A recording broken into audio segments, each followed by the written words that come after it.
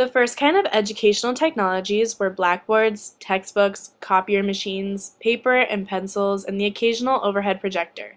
As technology improved and schools utilized more of it, we saw more projectors, screens, whiteboards, and computers. Now, in our current decade, educational technology has dramatically changed to include cell phones, internet, smarter and faster computers, iPads, smartboards, and other more user-controlled technologies.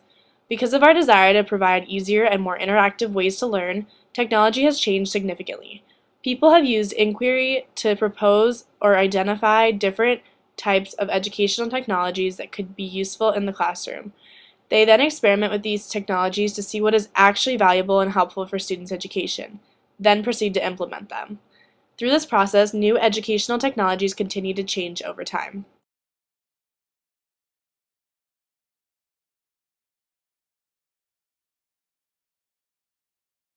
Society impacts technology because in our society, people often demand improvements in technology to satisfy our needs and desires. Also, our society sets goals to accomplish, and technology is designed accordingly in order to achieve these goals. As an example, it was a goal of societies to grant physically and visually handicapped and elderly people the ability to drive a car. As a result, Tesla recently came out with an autopiloted car to fulfill this goal. Technology also impacts society. It allows people from all over the world to be connected, but can also decrease the amount of face-to-face interaction we have with others and create social isolation. Technology has changed the way we engage in relationships as well. In addition, it has improved information delivery and given much of our society access to a large amount of knowledge.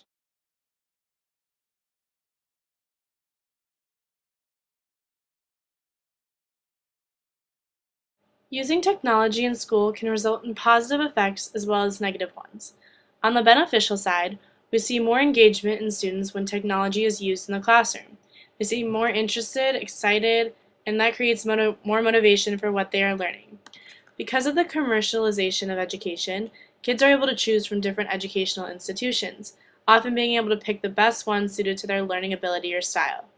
When students have this luxury of deciding how and where they want to learn, there is, again, an increase in motivation and engagement for them. Using technology in schools also allows for a customizable education.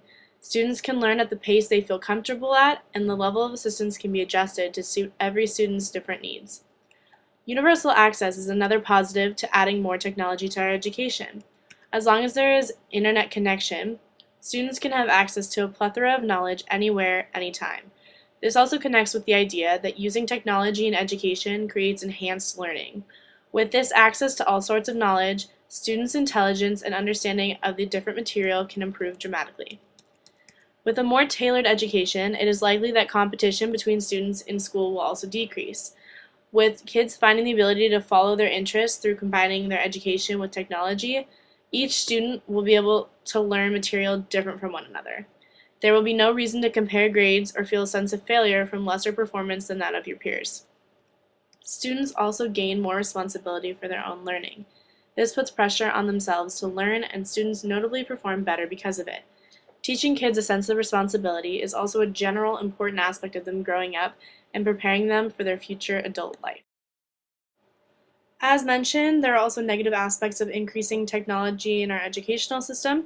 One, technology in schools could cause social cohesion to disappear.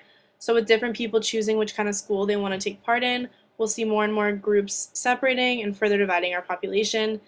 This is linked with the negative consequence of tolerance of others diminishing, because in public schools, we teach children to be more tolerant of one another as students encounter different people and ideas every day in their classroom.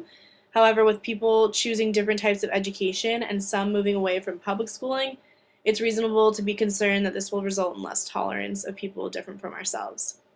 Another issue is that a technology-based educational system will cause less equity in learning. The rich and the poor will divide further as wealthier parents are able to afford advantages such as homeschooling. This leaves the struggling families stuck in public schools without the same privileges of educational services and technologies that the wealthier kids have access to. And inevitably, this will create an educational gap between socioeconomic groups and gives the rich a step up in education. Liberal arts education is also expected to decline with a technology-based educational system. As kids are more responsible for their learning, they will choose what they want to learn, which will often be a more narrowly focused subject that suits their interests but does not broaden them as a whole. Another prominent issue with technology-based education is the problem of distraction. With technology in classrooms, kids are bound to lose focus with all the social media and applications today aimed at distracting them, and their attention will be taken away from the purpose of being in the classroom, which is learning. Social interaction is also affected, whether it's homeschooling or using technology in the classroom.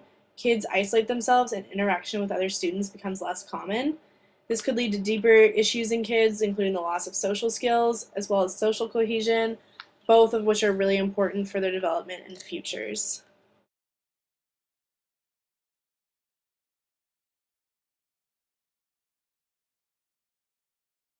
There are quite a few ways that the current educational system is being threatened because of advancements of technology in education. First is homeschooling. Homeschooling often utilizes technology to assist in teaching material to students. Because of advancements in technology, students can be homeschooled online or by their parent or tutor. Different from typical schools, homeschooling offers benefits such as a student and parent responsibility over the material they are learning, keeping students physically safe, and creating a loving, supporting environment in the home. Workplace training is also seen as a threat. Technology, like simulations, are used in this type of training to create advantages like imitating real-life job previews, improving employee confidence, or training employees for certain tasks. Workplace training is often up to date and gives employees an alternative method to learning what they need to know for their job besides attending school. Educational TV programs pose another risk to the current educational system. They are another inexpensive option of educating children. TV shows like Sesame Street and programs like PBS Kids are just two of the many examples of alternative learning methods that utilize TV and replace typical schooling. As an easier and less expensive way to teach kids, using educational TV programs to educate could result in a socioeconomic class divide, with wealthier families sending kids to school and poorer families choosing the substitute to teach their kids at home. Finally, computer-based learning software, mainly simulations and games, are threatening as well. Similar to TV programs, they offer a way to learn in the home without a parent or tutor required to teach them. Simulations and games engage students and are a cost-effective way of educating children for those that cannot afford our current educational system.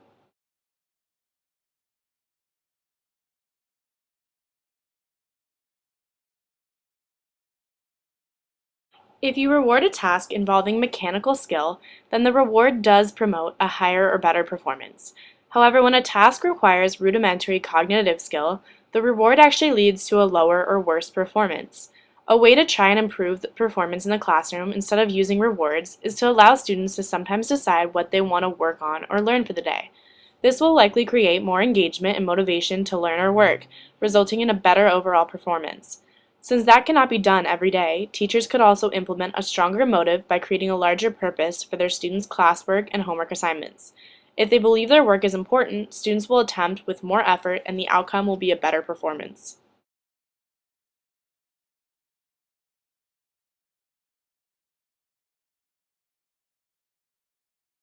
I think that including more technology in our educational system would decrease students' creativity. With less technology, more students use their imagination and knowledge to solve problems or complete assignments. By increasing technology, students are able to have access to a great amount of knowledge. I believe that with this access, they are more likely to look up answers to problems or search for creative ideas and would therefore not be coming up with them on their own. Even if using technology were to build an idea in a student, the original idea was not theirs, and therefore they cannot take credit for it, nor argue that they were being imaginative.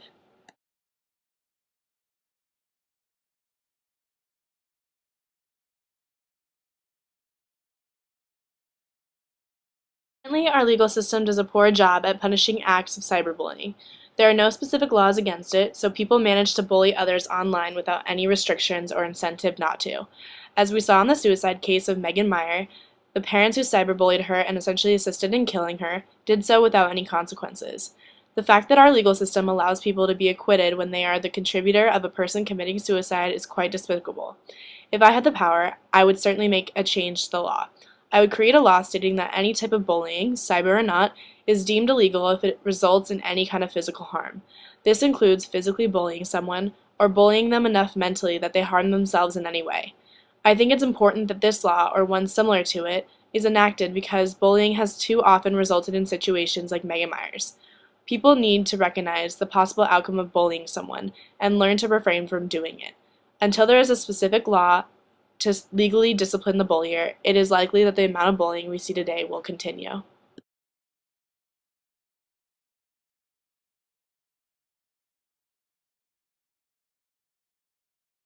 Just-in-time learning is when students are taught how to find information so that whenever they need to learn something or accomplish a task, they can easily gather that information. This type of learning is fostered by the use of technology and focuses on learning what you need to know when you need it. Just-in-case learning is what our school system has focused on for too long. It is teaching students information that they may need to know at some point in later life. School often teaches us information such as important dates and historical people. Most of this will never be important in our real-world lives. However, schools still promote this type of learning so that just in case we need to know it, we will. Just-in-time learning is definitely more valuable because it is applicable to kids' futures. Teaching them what they may need to know is just a waste of knowledge. By educating them on how to figure things out and how to find information, since we can't predict what they will need to know, just-in-time learning better prepares them for adult and working life.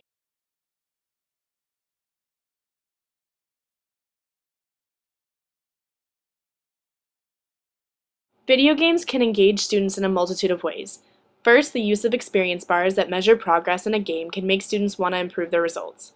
Offering unique tasks that are different than typical homework or classwork is another way in which they create more engagement. Rewarding their effort with tokens or prizes also makes students more inclined to do more work or progress further through the video game so they can receive more of the rewards. Giving immediate feedback is also a positive way to engage students. Knowing exactly what they can improve upon and where they succeeded is likely helpful in motivating them to do better or try again. The uncertainty in what to expect in a video game is another reason students might be more engaged when playing video games. By not knowing what to expect, the game draws them in further and they end up playing and learning for a longer amount of time.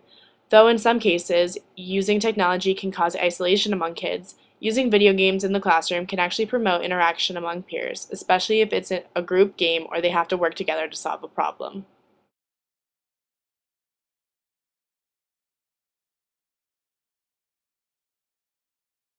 Classroom involves having students teach themselves material at home with assistance from educational videos or presentations.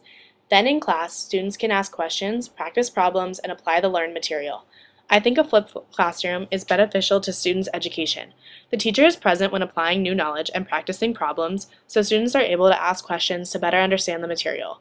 It puts responsibility onto the student to learn the information at home, because if they don't, they will be lost in class.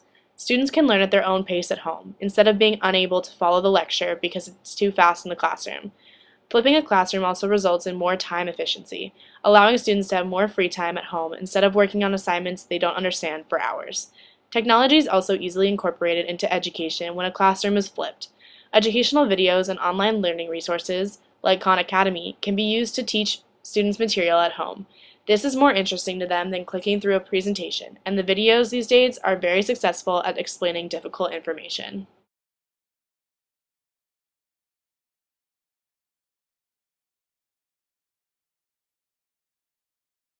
When people use social media, they have complete control over what they post. So they post the best photos, write out whatever they want others to see on their posts, and check into locations of where they want their peers to see them. In other words, everything they post is only what they want others to know about them. They filter images to make themselves look better, whether it be on Facebook, Instagram, or Snapchat.